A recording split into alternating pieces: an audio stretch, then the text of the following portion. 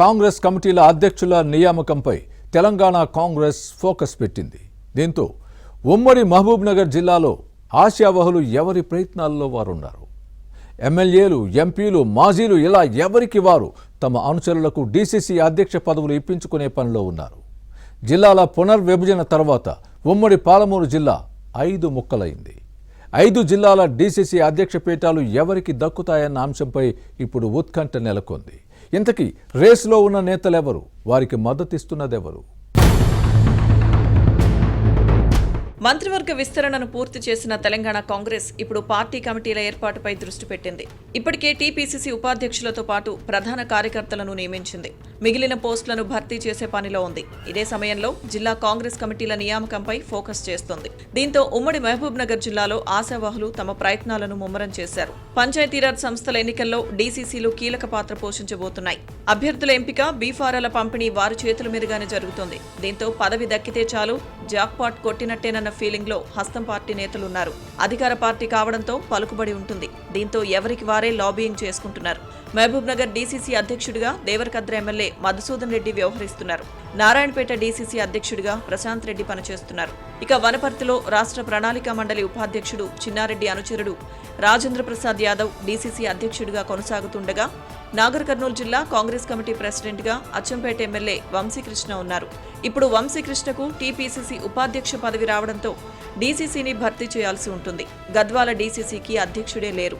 Assembly ఎన్నికలప్పుడు DCC అధ్యక్షుడిగా ఉన్న పటేల్ ప్రభాకర్ రెడ్డికి టికెట్ నిరాకరించి సరితకు ఇచ్చారు. దీంతో ప్రభాకర్ రెడ్డి కాంగ్రెస్ కు రాజీనామా చేసి బీఆర్ఎస్ పార్టీలో చేరడంతో అప్పటి నుంచి ఆ పోస్టు ఖాళీగానే ఉంది.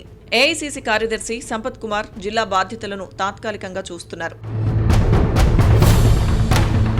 ఇక డీసీసీ అధ్యక్షుల ఎంపిక పార్టీ అధిష్టానానికి కత్తిమీద సాములా మారింది. ఎమ్మెల్యేలు, ఎంపీల మధ్య ఆధిపత్య పోరు నెలకొంది. ఒక వర్గం నేతగా ముద్రపడిన వారికి పీఠం అప్పగిస్తే మిగతా నాయకుల నుంచి వ్యతిరేకత వస్తుంది. ప్రతి జిల్లాలోనూ తమ వర్గం వారికే పదవి ఇప్పించుకునేలా నాయకులు పావులు కదుపుతున్నారు.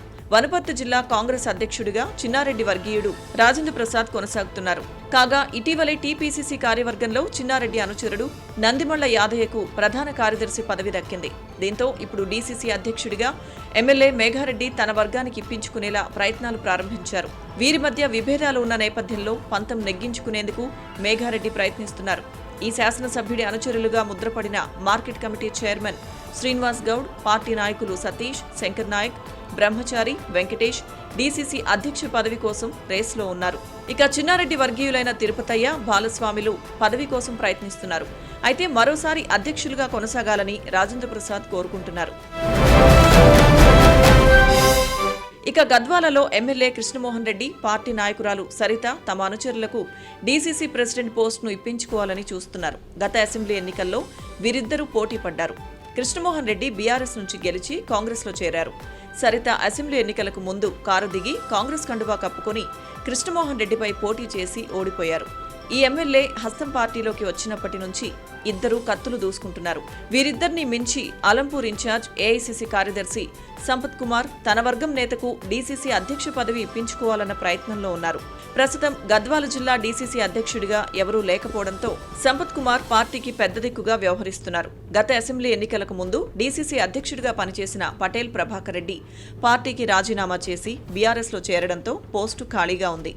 ఎమ్మెల్యే బండ కృష్ణమోహన్ రెడ్డి అనుచరుడిగా ముద్రపడిన పటేల్ ప్రభాకర్ రెడ్డి పార్టీలోకి తిరిగొచ్చి జిల్లా కాంగ్రెస్ కమిటీ అధ్యక్ష పదవి కోసం చూస్తున్నారు. శాసనసభ్యుడి వర్గం నేత గడ్డం కృష్ణారెడ్డి కూడా రేసులో ఉన్నారు. ఇక సంపత్ అనుచరుడు మల్లారెడ్డి, సరిత వర్గీయుడు గద్వాల పట్టణ కాంగ్రెస్ అధ్యక్షుడు ఇసాక్ కూడా డీసీసీ అధ్యక్ష పదవి కోసం ప్రయత్నిస్తున్నారు. ఇక మహబూబ్ నగర్ జిల్లా కాంగ్రెస్ అధ్యక్ష పదవి కోసం పోటీ ఎక్కువగా ఉంది. ఎమ్మెల్యేలు ఎన్ఎం శ్రీనివాస్ రెడ్డి, జిఎంఆర్, అనిరుద్ రెడ్డి తమ అనుచరులకు ఇప్పించుకునే ప్రయత్నంలో ఉన్నారు. ఇక Nagar Kurnool DCC president post CM Revanth Reddy సూచించిన వారికే దక్కుతుంది. ఇది ముఖ్యమంత్రి సొంత జిల్లా కావడంతో తన ప్రధాన అనుచరుడు కాయితీ విజయ్ కుమార్ రెడ్డికి ఇవ్వొచ్చని భావిస్తున్నారు. నారాయణపేట జిల్లా కాంగ్రెస్ కమిటీ అధ్యక్షుడిగా ప్రశాంత్ కుమార్ రెడ్డికే మరోసారి అవకాశం దక్కొచ్చన్న ప్రచారం జరుగుతోంది. స్థానిక సంస్థల ఎన్నికలను దృష్టిలో పెట్టుకుని డీసీసీ అధ్యక్షులను నియమించాలని పార్టీ భావిస్తోంది. నేతల మధ్య పోటీ నెలకొన్న సమయంలో డీసీసీ అధ్యక్షుల నియామకం ఎలా కొలిక్కి వస్తుందో చూడాలి.